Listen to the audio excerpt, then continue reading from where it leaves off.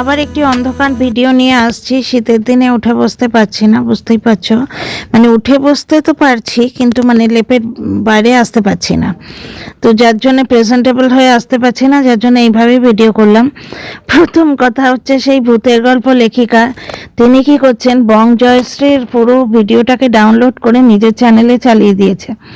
বং জয়শ্রী রীতিমতো ওয়ার্নিং দিয়েছেন যে এর পরে হলে স্ট্রাইক দিতে বাধ্য হবেন, কারণ বং জয়শ্রী কন্টেন্ট রিইউজড হয়ে যাচ্ছে। বং জয়শ্রীর কন্টেন্টটা রিইউজ হয়ে যাচ্ছে, এইভাবে দেখাবে, বুঝতে পারছো?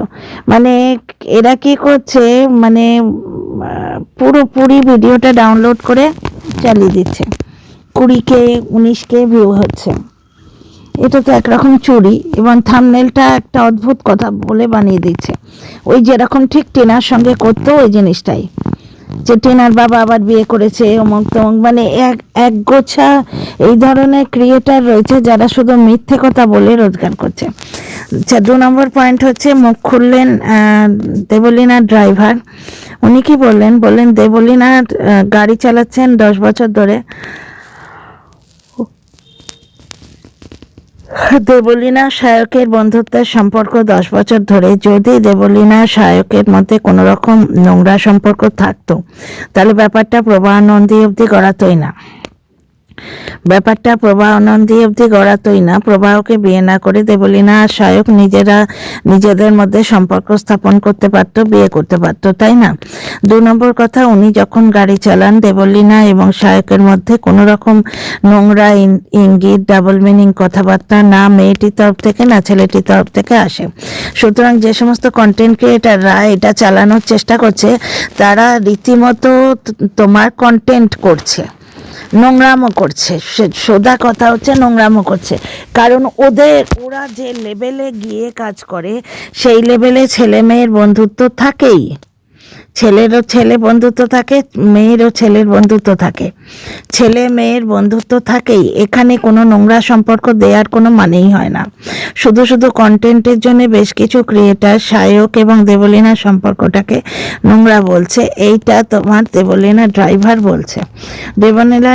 বলছেন যে এরকম কিছু হলে আমরা জানতে পারতাম। দ্বিতীয় কথা, 10 বছর ধরে ওদের বন্ধুত্ব ছিল। সত্যি তো দেবলীনা সায়ককে বিয়ে করলেই পারতো, বা সায়ক দেবলীনাকে বিয়ে করতেই পারতো। এটা সায়ক কিন্তু বলেছিল যে আমার যদি দেবলীনার প্রতি ওই ধরনের ইন্টারেস্ট থাকতো, তাহলে তো বিয়েটাই হতে দিতাম না, তাই না? তো পুরোপুরি দেবলীনার পাশ থেকে সায়ককে সরিয়ে দেবার জন্য এই সমস্ত কথা বলা হচ্ছে। তবে কি, হ্যাঁ, আর একটা কথা বলে দিই, আমার একটা শর্টসে দেখে নাও, আমি শর্টস রিমিক্স করে দিয়েছি। সেখানে হচ্ছে দেবলীনার সঙ্গে শর্মিষ্ঠাকে কিন্তু দেখা যাচ্ছে। এই যে যারা বলছে যে এই দিদি কোত্থেকে এলো, ভাই বোন বলছে, 2 ভাই বোন বলেছে এই দিদি আদৌ ওদের নিজেদের দিদি নয়, তা নয়, শর্মিষ্ঠাকে কিন্তু দেবলীনার সঙ্গে রীতিমতো দেখা যাচ্ছে, তাই তো? আর একটা কথা হচ্ছে যে শর্মিষ্ঠার প্রোফাইল ঘেঁটে শর্মিষ্ঠা কীরকমের পোস্ট দিয়েছে, সেইটা নিয়ে কিন্তু দেবলীনাকে বিচার করলে খুব ভুল হবে, ঠিক আছে? আর দেবলীনা এই জিনিসটা ইয়েতে এনেছে, তোমার সোশ্যাল মিডিয়ায় এনেছে, তাই কিন্তু প্রবাহ বেঁচে গেছে। খুব ভালো করে বুঝে দেখো, না হলে হাতে দড়ি পড়তো প্রবাহ এবং প্রবাহের পরিবারে। তবে হ্যাঁ, বেশ কিছু কথা আমার ভার্চুয়াল বান্ধবী রাজশ্রী সরকার বলেছেন, ওটা খুবই ভ্যালিড কথা। প্রথম কথা হচ্ছে, ওই যেটা নিয়ে আমরা সবাই বলছি যে 78টা ওষুধ খাওয়া সম্ভব নয়, পেলেও খাওয়া সম্ভব নয়। খাওয়ার পর সে কথা বলতে পারে না, মেসেজ করতে পারে না, ঠিক আছে? 2 নম্বর কথা, প্রথম ফোনটা দেবলীনা সায়ককেই করেছিল, সেটাও কিন্তু দেবলীনা স্পষ্টভাবে বলেছিল যে প্রবাহকে করিনি, কারণ আমি জানি অ্যান্সার আসবে না। প্রবাহ দেবলীনাকে অ্যাভয়েড করছিল। ব্যাঙ্গালোরে যখন নিয়ে যাবার স্কোপ ছিল, সেখানেও কিন্তু বউকেও নিয়ে যায়নি, এবং বউকে বাংলাদেশি বলে টন্ট করছিল। ক্যামেরার সামনে বউকে বাংলাদেশি বলে টন্ট করছিল প্রবাহ। দেখো, পেছনে লাগার একটা লিমিট থাকে। ভারতবর্ষীয় বাংলাদেশি এই নিয়ে এখন একটা আইনি জটিলতা চলছে। ওয়েস্ট বেঙ্গলে SIR চলছে, সেখানে প্রবাহ এত তো নেভ নয়, কৃতি ছাত্র, লেখাপড়া জানে। দেবলীনাকে খোঁটা দেয় লেখাপড়া করনি বলে, তো লেখাপড়া জানে যে মানুষটা, সে ক্যামেরায় ইয়েকে তোমার দেবলীনাকে বাংলাদেশি কি করে বলে?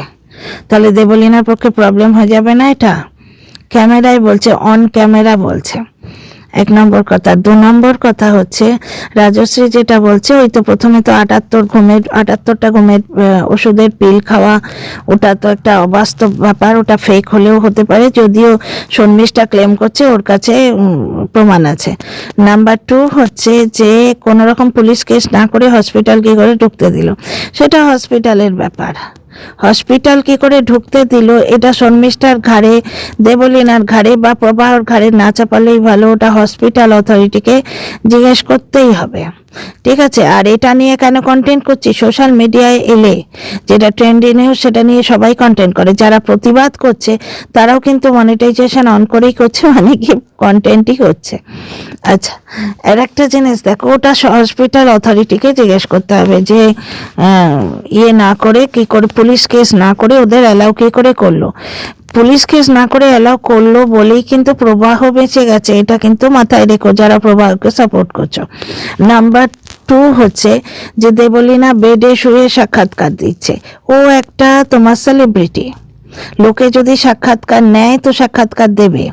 আচ্ছা, দেবলীনা এই যে সুইগির ব্যাপারটা, এটা যে তোমার সুইগি থেকে প্রবাহ খাবার আনিয়ে খাচ্ছে, এই জিনিসটা সায়ক যখন বলেছিল, সায়ক এটা বললো, দেবলীনা আমাকে ফোনটা দেখালো, দেবলীনা সায়ককে দেখিয়েছে, তবে তো সায়ক বলছে, তাই না? অনধিকার চর্চা তো এখানে আসছে না তাহলে।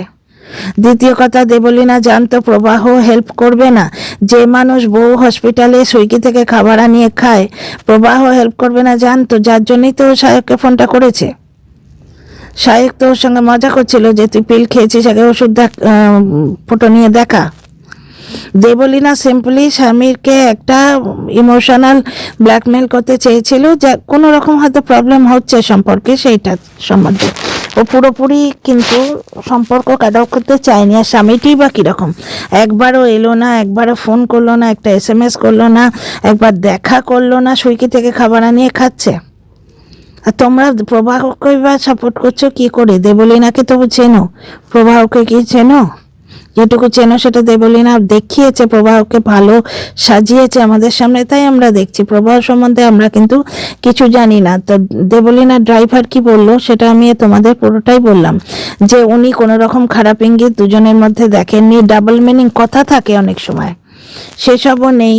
পিওরলি এটা বন্ধুত্বের সম্পর্ক, ছেলে বন্ধু মেয়েদের থাকতেই পারে, ওদের লেভেলে এটা অ্যালাউ করে। এবং সায়ক ওদের বাড়িতেও গেছে, দেবলীনা শ্বশুরবাড়ির লোকেরাও জানতো।